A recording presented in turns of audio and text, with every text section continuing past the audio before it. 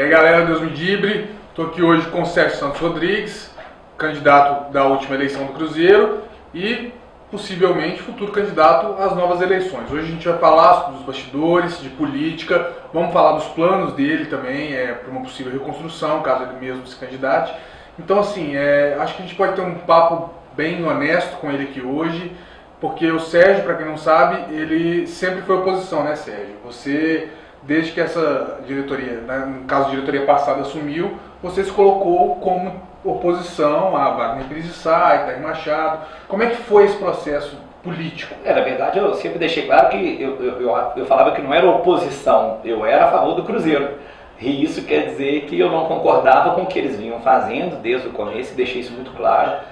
Nunca sentei, nunca me reuni, nunca fiz questão, porque eu tinha vindo ainda uma experiência de 2 anos dentro do futebol, e o que a gente ouvia sempre era desde o primeiro mês o que eles já vinham fazendo, né? Que jornalistas de fora, que infelizmente a gente sabe que a mídia aqui também teve os seus corrompidos, que acabam não soltando nada, então os de fora já questionavam, diretores de futebol do mercado, enfim, já contando como que as coisas estavam caminhando, né? E internamente a gente via essa farra da mesma forma, né? Tanto de conselheiro que estava empregado, a forma como eles estavam, distribuição de ingressos, isso aí eu presenciei uma vez uma distribuição de ingressos dessas. Enfim, então eu sempre falei, não concordo como isso está sendo tocado. Já questionei de imediato a primeira votação de balanço que teria em 2018, embora seria da gestão do Gilvan, mas eu já não concordei com algumas coisas, até para poder reassumir um papel que todo mundo falou, chegamos até aqui porque o conselho até então foi omisso. E eu fiz parte disso realmente, desde o começo ninguém nunca questionou nada. Só que sempre é o tempo de mudar, né? O errado é você persistir no erro. Então eu resolvi mudar essa postura. Só que infelizmente muitas pessoas falavam, isso é dor de cotovelo porque ele perdeu a eleição, né? Então eu acabei sofrendo muito por isso. Inclusive quando eu dei a entrevista ano passado, o pessoal da rádio perguntou para mim, por que você não falou isso antes? Eu falei, manifestava isso em grupos por escrito, mensagens, algumas até viraram reportagem, né? Por exemplo, do empréstimo de 300 milhões, que eu achei que é um absurdo, eu fiz um texto longo sobre isso. Enfim, só que sempre era tido como isso, né? Até por colegas conselheiros, tem que ir mais devagar, prejudica o clube. Eu falei, não, eu estou pensando no clube a longo prazo, eu não estou prejudicando o clube. E ao mesmo tempo você foi um daqueles que tentou buscar com outros conselheiros também um apoio, não necessariamente para você, mas um apoio diretamente contra aquilo que estava sendo feito? Sem dúvida nenhuma, porque eu falei, como a gente vinha de mercado de futebol e tinha essa convivência, você faz muitas amizades no clube, faz muitas amizades com diretores de futebol, com imprensa e tal, e isso para os outros já estava ficando muito claro, a forma de condução e das negociações como ocorriam dentro do Cruzeiro. Só que eu não tinha prova concreta, né? E aí eles relatavam e eu falava com alguns conselheiros e sempre alertando para isso. Falei, olha, a gente não pode misturar. Inclusive eu falo que eles me causaram um grande desgosto, que foi ficar 2 anos praticamente afastado do Mineirão, porque o meu camarote era logo ao lado do deles, e eu não tinha estômago para chegar em jogo e ver todo mundo lá, aquela farra no camarote, e todo mundo fingindo que está tudo bem, e dirigente chegando com 2 seguranças cada um, e eu já pensando no custo que aquilo era para o Cruzeiro e o longo prazo, como que ia acontecer. E como é que foi quando o Zezé Perrella assumiu, também, né, tentando de alguma forma resolver a situação, e acabando entrando nesse cerne junto e acabou também não fazendo nada? Como é que foi essa sua relação depois? Eu sempre deixei isso muito claro, e é boa essa pergunta para poder também esclarecer aqui, porque eu falei isso na 98, falei na Rádio Super depois. É inegável a relação que eu tenho, que eu sempre falei que o Zezé Perrella me levou para o Cruzeiro e a gente tem uma relação boa, sou advogado dele, sempre falei isso, o que não quer dizer que dentro do Cruzeiro nós concordamos com tudo. Tanto que a primeira vez em que eu manifestei essa contrariedade com ele foi quando eu soube que o Gustavo prestou serviços lá. Eu fui à casa dele falar isso, falei, Zezé, não tem nada a ver com a minha vida, o Gustavo acho sim até que é um cara competente, tem um caminho dele no ministério e tal, mas acho que não deveríamos juntar com essa turma, porque uma hora vai aparecer o que esses caras fizeram. Eu falei desse jeito. E o Zezé falou, não, é o caminho, beleza e tal, passou, não tem problema nenhum. Então eu já manifestei ali uma contrariedade diretamente a ele. E essa do conselho gestor realmente, desculpa, não era conselho gestor ainda, né? Mas quando ele assumiu esse cargo no futebol, homem forte. Essa inclusive a minha contrariedade foi externada por uma carta que eu acho que até o jornal Hoje em Dia publicou, porque a cronologia disso, a gente fez uma reunião na casa dele, juntamos 20 conselheiros, inclusive, Gilvan, Vilmar, pessoas que tinham até um histórico de antagonismo político aí, mas para o bem do Cruzeiro todo mundo se juntou, foi uma reunião grande. Saímos dali, dessa reunião, acertado que ia ter a reunião, a votação do afastamento no dia 21, né? Inclusive pensar em ser antes, só que eu tinha uma viagem marcada para os Estados Unidos já, e falei, olha, eu participei disso desde o começo, eu quero estar nessa eleição, pelo amor de Deus. Aí mudamos para o dia 21, achamos o local, né? Até corri atrás para ajudar nesse local para poder fazer dia 21, e aí quando eu estou nos Estados Unidos, eu acordo com essa notícia um dia. O Zezé assumiu gestão de futebol do Cruzeiro, eu falei, ó, não foi nada combinado. Mandei uma mensagem para ele em particular e fiz uma carta aberta falando dessa minha contrariedade, que eu não achava correta a forma como ele conduziu isso, não foi como a gente combinou, e falando, acho que mais uma vez você está se aliando a quem acabou com o Cruzeiro, aliando de alguma forma, porque queira ou não foi um acordo. E eu sempre falava a palavra, com esses bandidos não tem acordo, né? Então, ele foi e eu manifestei contrariedade. Então, eu digo isso, eu não tenho, é óbvio que eu não nego, amizade tenho, né? Como disse, sou advogado, até para um próximo possível pleito, o Zezé já falou que me apoiaria novamente, e apoio político a gente tem que buscar até sempre, né? Eu tenho recebido, inclusive, manifestações oficiais aqui de pessoas que votaram na chapa União, na outra, falando que querem votar em mim. Falei, ótimo, desde que vocês saibam que a minha plataforma é profissionalização, gestão, não é dar emprego para conselheiro, etc. Então tem que saber separar essas duas coisas, né? Nós vamos entrar aí na chapa União ainda, mas então, de bate-pronto, você já se considera pelo menos um pré-candidato? Pré-candidato, eu já falei sobre isso. Eu acho que qualquer um que se manifestou essa oposição acaba sendo natural, até por eu ter sido na última eleição. E isso aí externou mais porque na outra semana eu tive com o Pedro, que eu acho que seria o candidato, o Pedro do BH, né, que seria o candidato de unanimidade de todos, e ele me chamou ao supermercado, até para minha surpresa eu fiquei muito feliz, nós tivemos uma conversa muito franca, aberta sobre passado, presente e futuro do Cruzeiro. E ele falou que não seria candidato, que não pretende ser, e que em eu sendo ele me apoiaria. Ele falou isso numa entrevista também, enfim. Então acho que isso aí acabou catapultando, porque eu acho que o Pedro, não sendo candidato de unanimidade, ele oferecendo esse apoio. E além disso, sendo ele a pessoa que a gente sabe que realmente contribui na hora que precisa, nos momentos difíceis, isso aí deu uma força grande. Então acredito que eu esteja assim na lista dos pré-candidatos. E diante disso, como é que é a sua relação com o núcleo de dirigente transitório, com o pessoal do Conselho Gestor, Gatti, Brand, enfim, com o pessoal que hoje está à frente do Cruzeiro? Como é que tá a sua relação? Dessa lista aí, se a gente analisar, só o Gatti e o Brand não votaram em mim na última eleição, né, do Conselho Gestor. Saulo, Alexandre Faria, o Carlinho do Uberaba. Mas você já esteve com eles todos? Tenho conversado com eles. Todos eles, basicamente, tiveram comigo na última eleição, formalmente, inclusive, eu tenho conversado com eles. E acho que eles estão num papel difícil, né? Porque todos têm outro emprego, estão lá de forma transitória tentando ajudar. E acho também corretamente que é difícil para eles pensar ou manifestar politicamente nesse momento, né? Mas assim, naturalmente eu acho que a gente caminha para convergir nisso aí. O Gatti foi um que ficou contrário a mim na última, mas que hoje a gente tem. Hoje não, porque ele também foi um dos que já percebeu o que estava acontecendo, então eu já me reaproximei do Gatti, já deve ter mais de um ano que a gente vem se falando bastante, muito preocupado com o futuro do Cruzeiro. Então ele tem falado para outras pessoas também, acredito que caminha assim com a gente numa possível candidatura. Inclusive, se ele fosse candidato, eu falei que eu o apoiaria. Se ele não fosse, perguntei se ele gostaria de compor uma chapa, que eu acho que era importante, que ele é uma pessoa de firmeza, uma pessoa transparente, é uma pessoa que dá credibilidade, enfim. Então nós temos conversado bastante, então acho que caminha assim para a gente conversar. Você já matou minha pergunta, então, que eu ia propor justamente esse cenário, o cenário de o Conselho Gestor ou essas pessoas todas que estão trabalhando hoje, se eles definirem um nome que não você estaria disposto a apoiar? Sim, eu sou a favor só daquilo que eu falei. Quando começaram uma discussão de nós temos que mudar o estatuto agora. Eu falei, gente, até por coerência eu não concordei com isso em 2017. Eu sou a favor da reforma do estatuto, como eu falei isso lá, em vários aspectos, né? Não é só nesse da elegibilidade, não. Mas em matéria de quem pode votar, em matéria de governança, de processos internos. Só que seria uma incoerência da minha parte falar que eu concordo com isso agora.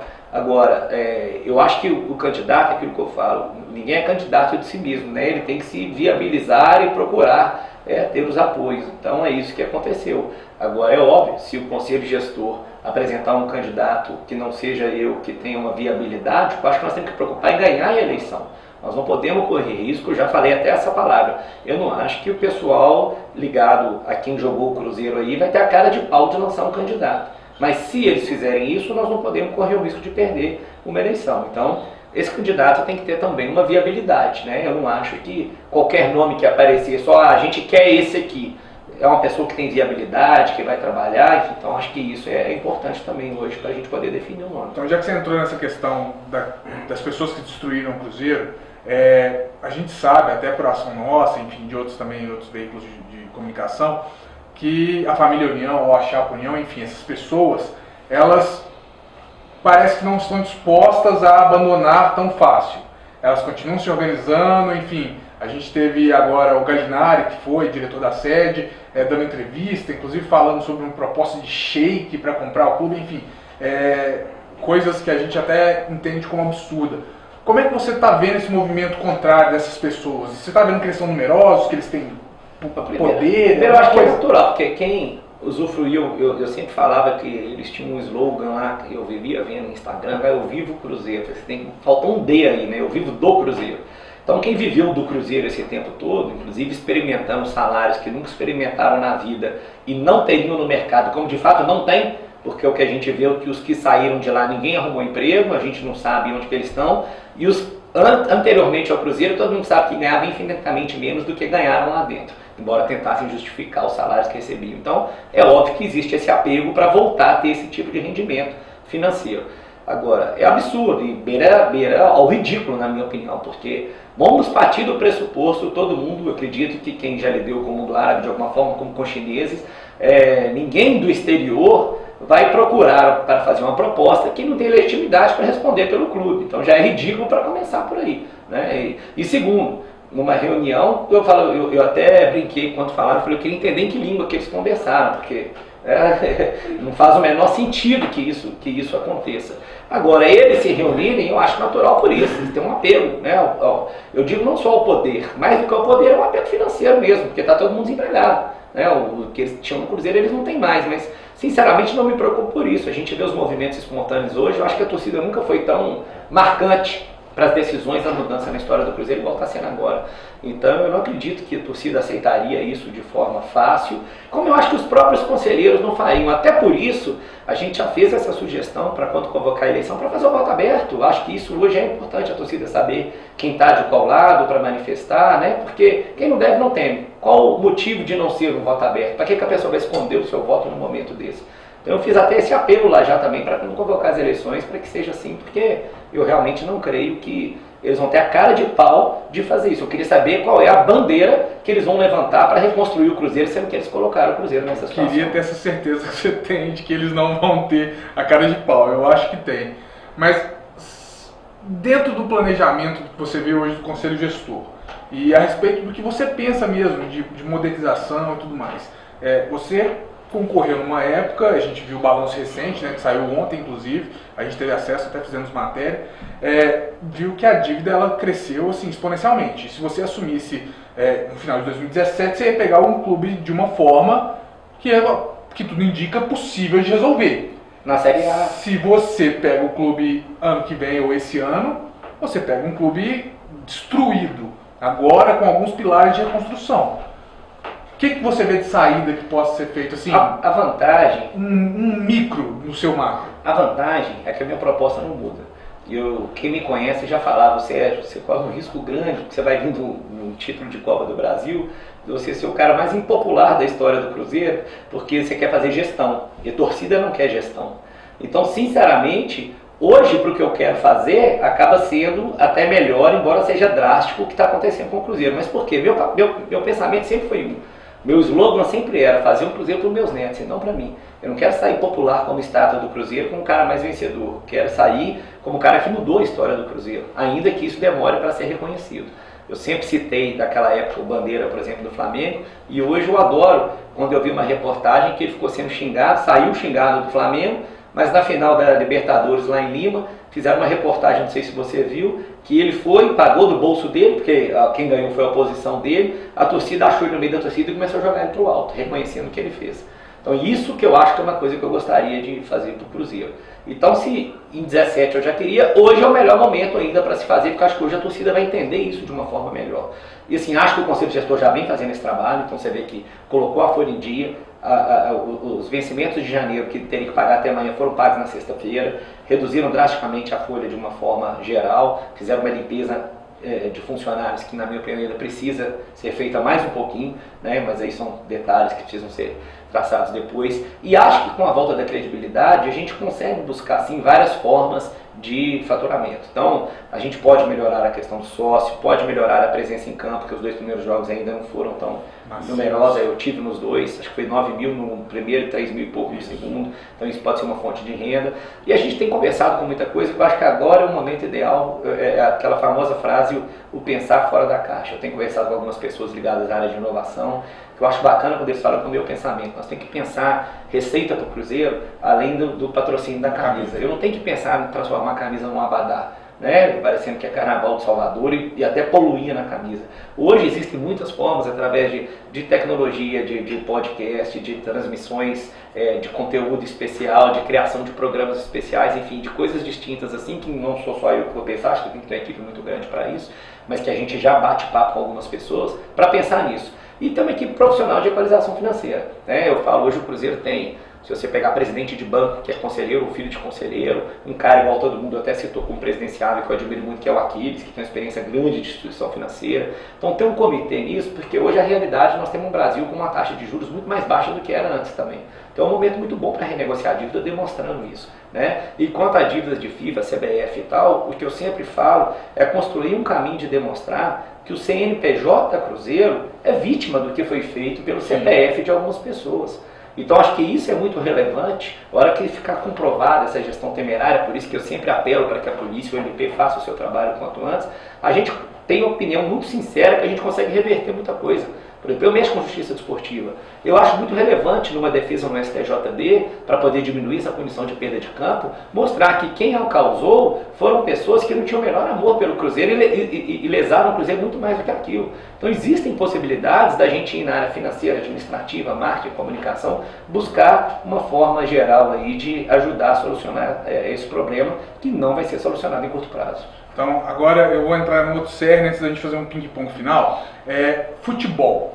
A torcida, pelo menos o movimento que a torcida passa pra gente, é que ela entende o que está sendo feito no administrativo, reconhece e admira o esforço dessas pessoas que hoje estão à frente do clube.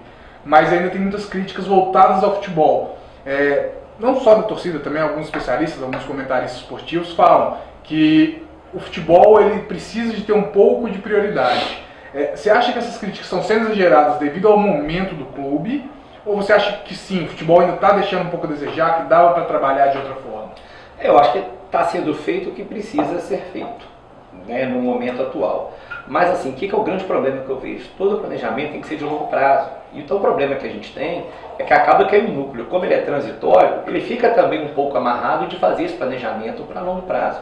Eu não tenho dúvida nenhuma, e eu tenho muita sensibilidade da torcida que eu escuto em rádio e tal, então sai de jogo, os 2 últimos eu sempre ligo para ouvir entrevista de torcedor e tal. Já está muito claro que a nossa grande prioridade é subir para a Série A. Já está muito claro, a torcida está preparada para não ganhar o Mineiro. Podemos ganhar, mas a torcida está preparada para não ganhar o Mineiro. E acho que Copa do Brasil é a cada rodada uma torcida muito grande, porque ela significa 1,5 milhão, 2 milhões a mais no cofre do clube. Mas a nossa grande tarefa é subir para a Série A. Então, assim, eu acredito que com as eleições sendo realizadas o quanto antes, dá para fazer esse planejamento sim, porque eu acho que nós temos que esperar acabar o Mineiro, acabar os outros estaduais, para a gente definir exatamente o time que vai tocar o Cruzeiro na Série B. Mas dentro do possível, eu acredito que todo o esforço está sendo feito. É difícil, grandes contratações não serão possíveis. Eu vejo até hoje muita gente falando, né? Se fosse esse time com esses meninos correndo esse tanto, jogando 5 jogos no finais ano passado, talvez a gente nem tivesse chegado nessa situação. Então, assim, eu acho que esse processo de valorização da base é muito importante. Isso faltou para o Cruzeiro durante um tempo e está sendo feito o que é possível ser feito. Mas, assim, sem dúvidas nenhuma que tendo uma eleição, sendo eu, sendo outra pessoa, o presidente do Cruzeiro, eu acredito que vai querer imprimir um ritmo ao seu estilo, mas pensando também um pouco mais a longo prazo. É só fazer um ping-pong rápido com você. Eu vou falar alguns nomes, você complementa com a informação que você achar relevante com a sua opinião sobre a pessoa. O foda é o advogado responder isso rápido em ping-pong. Mas vai, vamos lá. Gilvan.